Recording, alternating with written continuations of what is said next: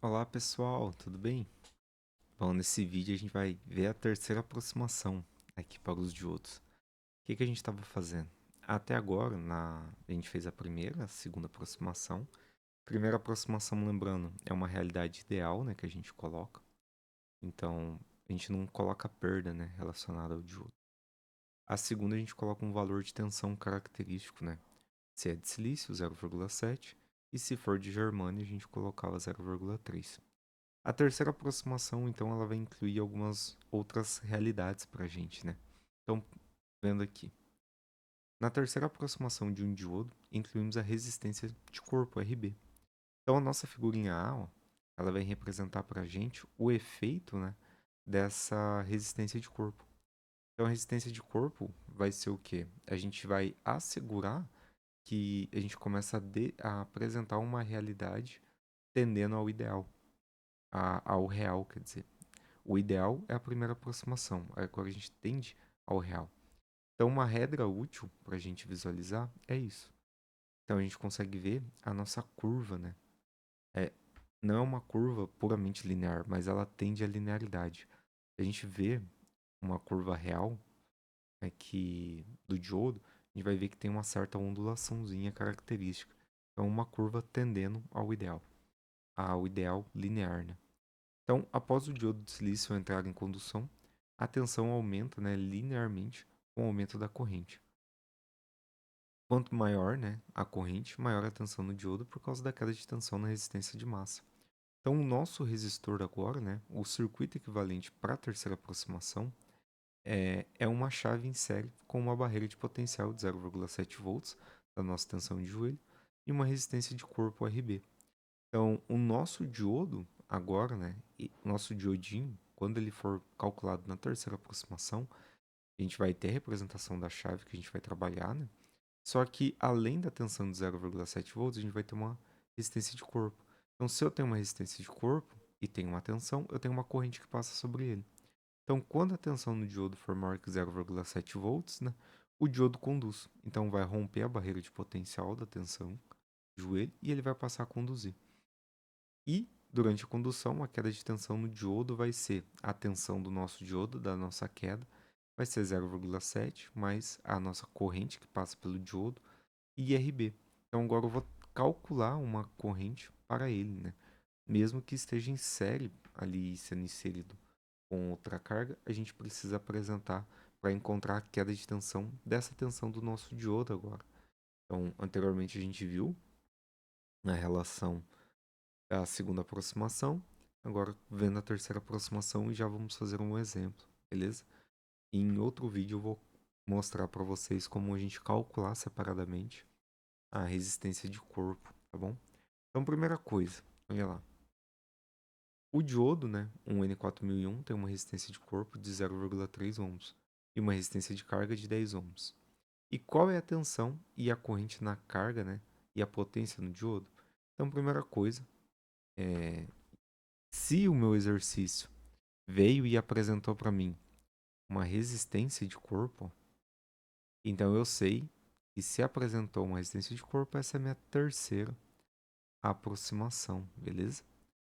E eu vou apresentar, ó, ela aqui no meu circuitinho.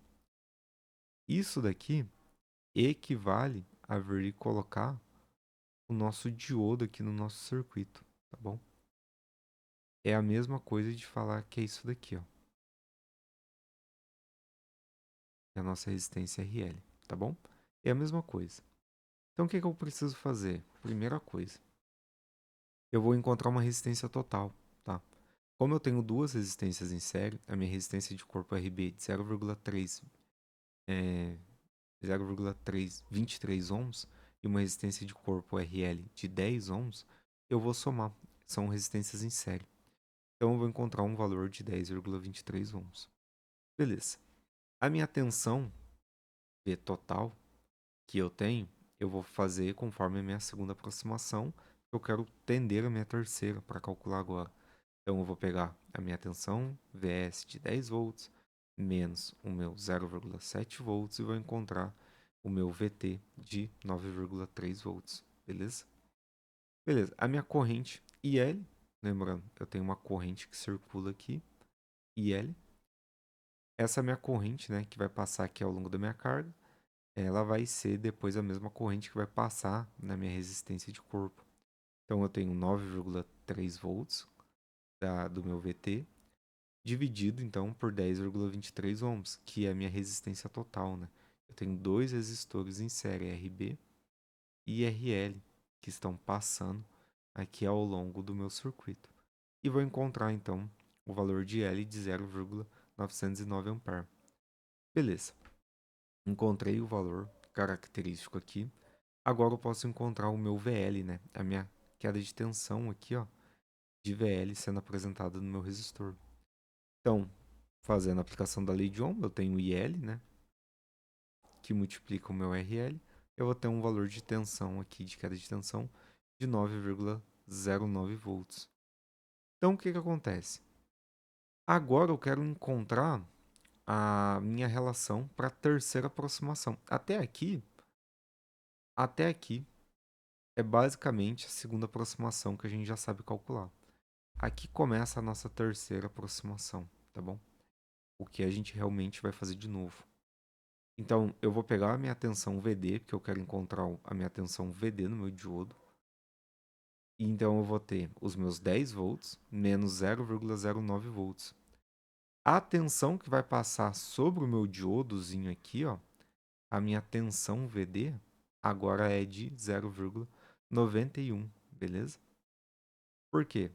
Eu vou pegar essa minha tensão de 0,91 e vou inserir no meu cálculo agora para comparar com o valor que eu posso ter, fazendo a terceira aproximação.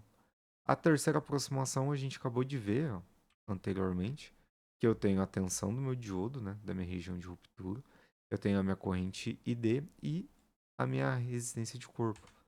Então, se eu fizer o meu VD por aquele equacionamento, eu consigo encontrar um valor próximo. Se eu fazer arredondamento aqui de 0,9 para 1, eu vejo, né, que é um valor de VD aqui, ó, igual que eu calculei. Então, eu consigo calcular um VD fazendo por 10, tendo meu valor de VS, menos o meu valor de VL, né, que a gente encontrou. Como eu também posso encontrar pelo equacionamento, né, ali da nossa tensão do nosso diodo, né, característico, mais multiplicando a nossa corrente de IL que circula na nossa malha, multiplicando o nosso RB da nossa resistência de corpo. Então, a potência total aqui do nosso diodo, ó, nesse caso aqui para o 1N4001, eu vou ter uma representação de 0,909 volts, que foi o valor que a gente acabou de calcular, multiplicando, né, a nossa correntezinha e encontra uma potência de 0,826 watts.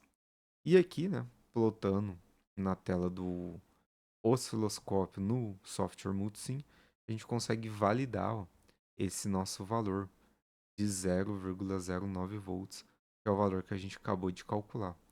Então eu posso fazer pelo VD, ele vai me dar ali uma característica de precisão de 99%, mas se eu fizer pela terceira aproximação, eu chego num valor muito próximo do real ali, utilizando um software e utilizando parâmetros, né, do meu componente para um datasheet específico.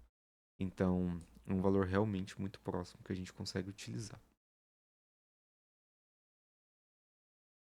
E fazendo essas aproximações, tá? A gente consegue também ter uma tabelinha resumo.